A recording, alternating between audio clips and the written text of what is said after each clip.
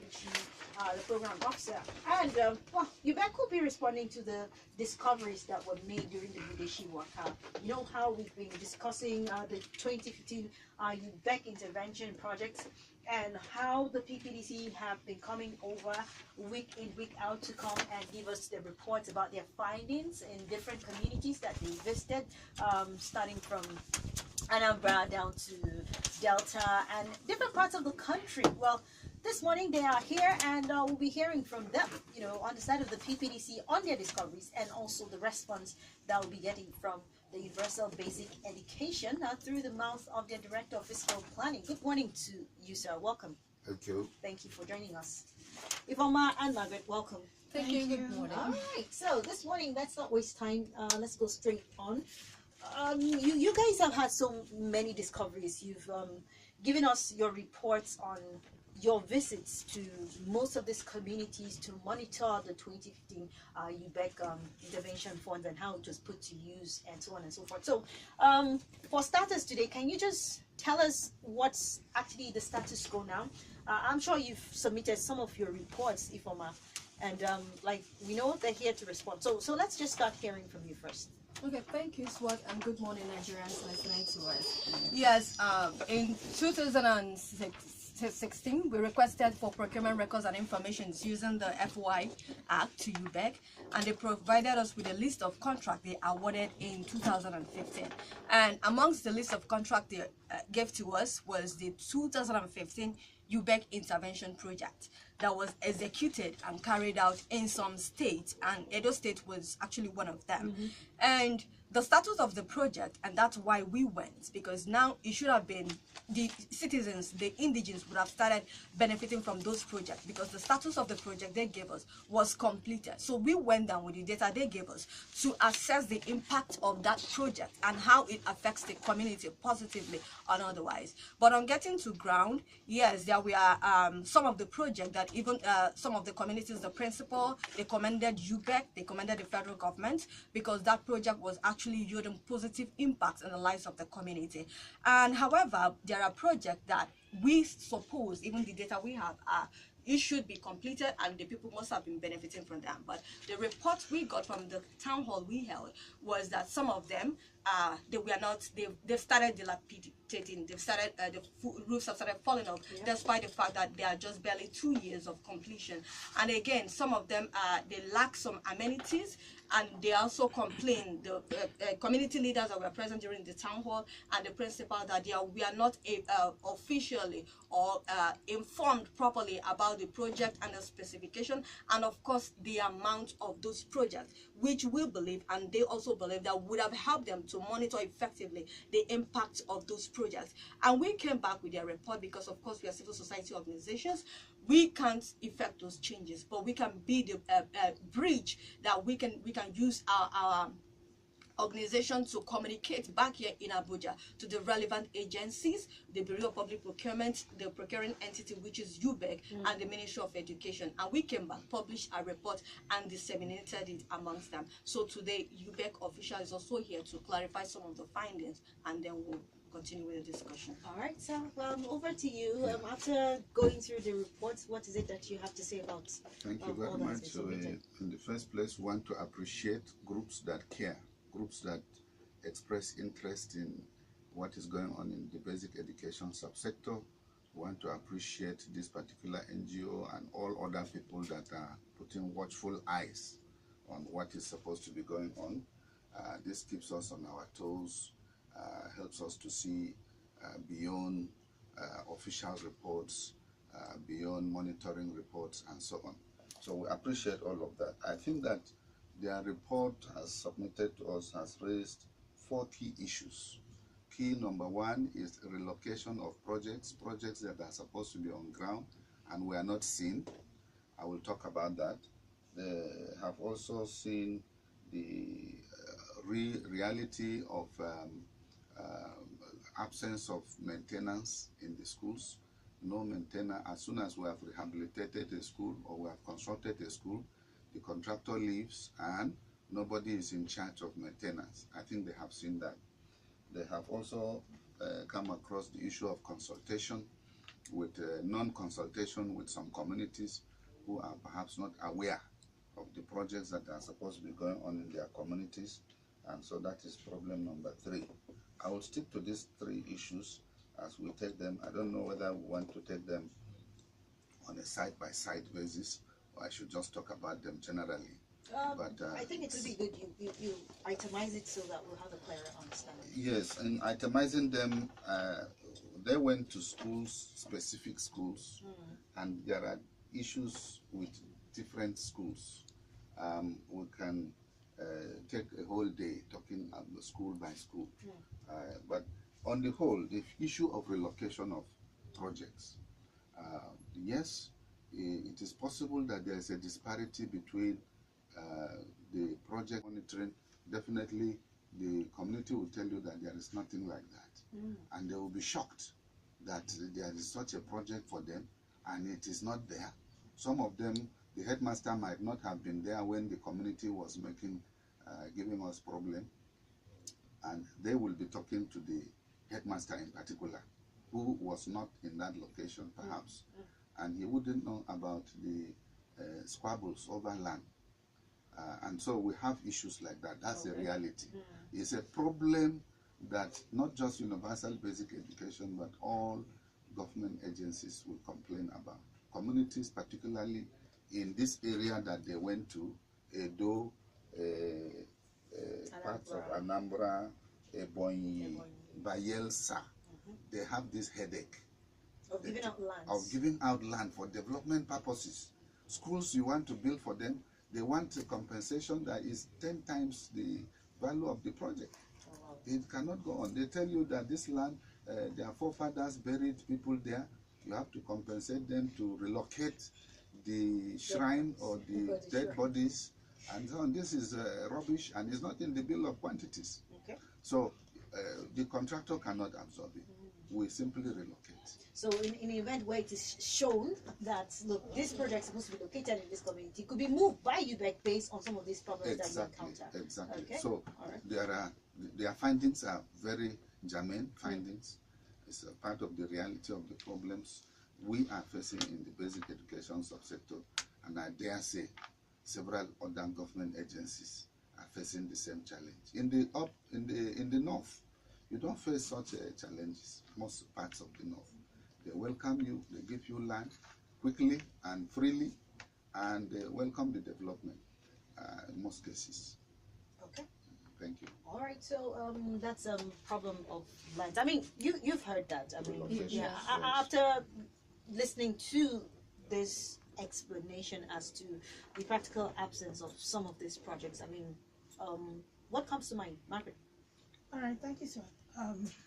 I didn't hear you say anything about the schools that are not built. Like, okay, if the villagers revolted or fought against them, what next?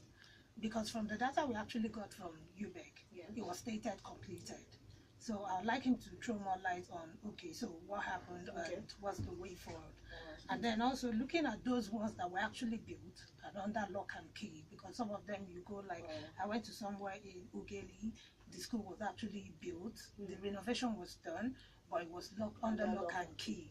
So I'd like him to throw more light on that. And then the principal also complained about the contractor damaging certain things and then promised that they were going to come back and fix it. So I don't know, I think you should talk about that. Yes, on that I wish to clarify that the total absence of the project in the location schedule, I have explained that. And there is need to go back to the records, to the file, and correct and update the file. If you don't update the file, you will have completed written against the original name of the project, which in any case has already been effectively changed in the project file. And whose responsibility is that to update? Yes, to update the file is Director of Fiscal Planning, and we update. When they came, I pulled out all the files and we could see all the information I'm giving you from the files. Okay. But it is very easy to give a list from some other sections of the Commission, to get a list from some other sections of the Commission, like the procurement unit or the social mobilization unit. They don't keep the files. If they just give them a list and not without reference to fiscal planning, we will have this discrepancy. Okay. That is an issue we can sort out. However, the issue of a school completed and then under lock and key and not in use is the problem of the State Universal Basic Education Board that are supposed to use these schools, put these schools into use. Some of these schools are not put into use because the teachers are not available. We have a dire shortage of teachers. I think you will recall that the federal government promised to intervene by giving the subsector 500,000 teachers. You must have heard about that. Yes. So there are schools where there are pupils, there are structures, but no teachers. We have this. We have schools too that you have 6 classrooms, classes 1 to 6, and then you have only 2 teachers. And every class is supposed to be taught 16 subjects or thereabout, and there are just 2 teachers in the schools. These are real issues, correct findings, the truth about Nigeria. Okay. Yeah. So if you want to maybe talk about something else, another aspect? Or in relation, just in addition to what Margaret already said, and the schools, the examples she gave, and also the example the UBEC staff gave, my concern is how often they effect these changes and how this information, this update, how often it trickles down to the suburbs, because the community dwellers relate more with their state universal basic education boards than how they relate with those at the federal level. And if all these changes are made at the federal level without being passed down to those community, we will still be having those issues. And that's why most or 80% of the issues we raise are no information. They never consulted us. So if they can also include all this information and all these recommendations, so that information is the key. So we will stop having those issues of they never consulted us, whereas at the federal level, those changes have been effected as the schools have been moved. So if peradventure the principal is moved to another school, whomever that is there have that institution, have that key information. So whomever is coming for the monitoring, they will have that information. Okay, so I don't want to. Good, yeah, that's information, problem with information And gap. I'm interested in how, the workings, interrelations between the SUBEB and UBEC, because I'm sure there must be some flow of information that at the end of the day would clarify a whole lot of things. Definitely. The project always is there is a project cycle. It starts from week 1 to maybe week 16. Yeah. Updating information has to take place throughout those 16 weeks and beyond for you to have a complete record. That is why it is important to get information from the project file. From the number of projects we are executing, these direct intervention projects, we had 600 villages on board. We had Almajiri schools in about 80 locations. We had special junior secondary schools for girls in close to 100 locations. For you to have information on any one school at any point, you just have to refer to the project file. We'll endeavor to interface with suburbs, with NGOs and groups coming for information by allowing them access to the project files directly. That is the ultimate source of information, beyond which nobody else has more.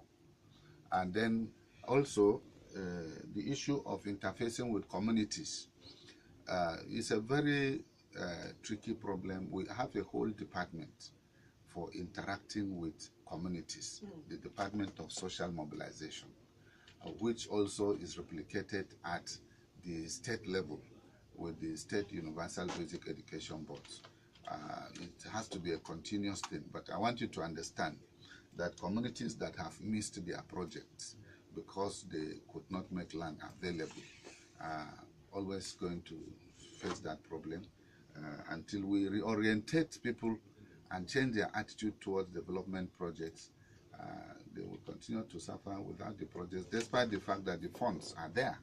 As I speak to you, children sitting on bare classroom floors have the money for putting them on chairs. It's available. It's available, but cannot be accessed because of the absence of one thing or the other. Okay. So that is another issue that they would have observed. You want to say something quickly before we go for Yeah, commercial okay. break, I Margaret? want him to also throw some light on. There are some schools we visited in Edo State, and for instance, we're supposed to, contractor was supposed to supply a number of seats, and then it was short. Okay, for instance, I was supposed to supply 150 per class, and then he supplied just 80 for the whole school.